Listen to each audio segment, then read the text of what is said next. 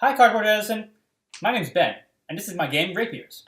Rapiers is a 20-minute, two-player tactical card game for ages 10 and up.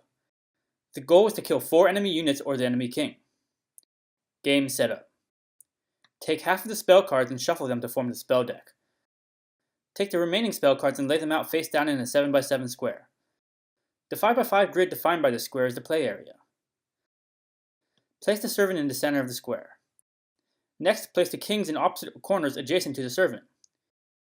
Each player takes the rest of their units and lays them out in front of themselves, text side up. Unit anatomy.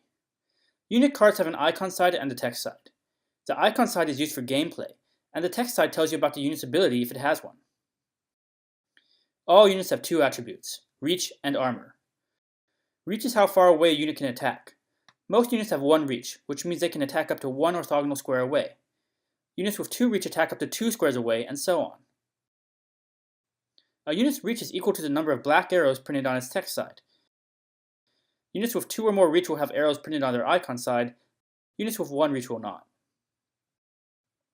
A unit's armor is the number of simultaneous attacks it takes to kill that unit. So if the servant, who has 3 armor, gets attacked by 3 or more units simultaneously, it will die. The king has 5 armor, so it needs to get attacked by 5 units. Turn structure. Starting with sand, players take turns being the active player.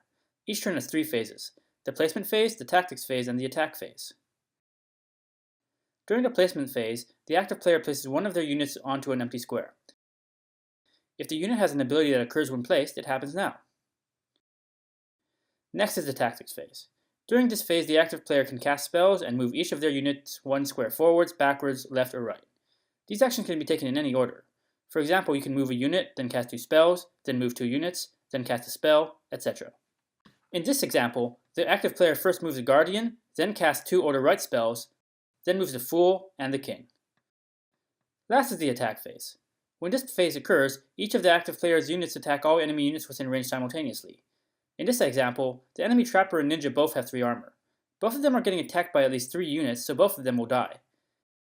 The King is getting attacked by 2 units, which is less than its armor value of 5, so it won't die. These attacks won't carry over to the next turn either. Next turn it'll still take 5 attacks to kill the king. If any units are killed, the opposing player draws a spell card. Otherwise, the active player draws a spell card. Finally, if this is the first unit your opponent has lost this game, that unit will be replaced by their Guardian. Rapiers is fast, strategic, and it feels like combat. All your units coming together to kill an enemy feels really good, especially if it's the king. The spells add just enough randomness, and the negative feedback by the spell system and the Guardian keeps games tense the entire time. Thanks for learning about rapiers. Hope you have a great day.